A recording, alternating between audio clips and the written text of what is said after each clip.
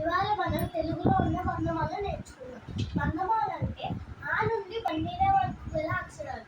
అంటే ఆ నుంచి బండిర వరకు ఉన్న అక్షరాలు వర్ణమాల అంటారు. దానిలో అచ్చులు, హల్లులు, ఉభయ అక్షరాలు ఉంటాయి అంటే తెలుసుకున్నాం.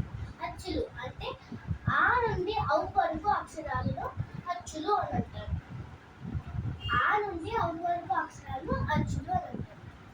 హల్లులు అంటే కా నుండి బండిర వరకు అక్షరాలను హల్లులు అంటారు. కా నుండి బండిర వరకు అక్షరాలు హల్లులు అంటారు. ఉభయ అక్షరాలు అంటే సున్నా, అరసున్నా, విసర్గ.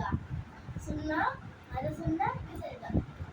అచ్చులలో 2 రకాలు ఉంటాయి. ఏంటో తెలుసుకుందాం. రస్వాలు, దీర్ఘాలు. రస్వాలు అంటే అచ్చులలో పొట్టిగా పలికే అక్షరాలను రస్వాలు అంటారు. అచ్చులలో పొట్టిగా పలికే అక్షరాలను రస్వాలు అంటారు.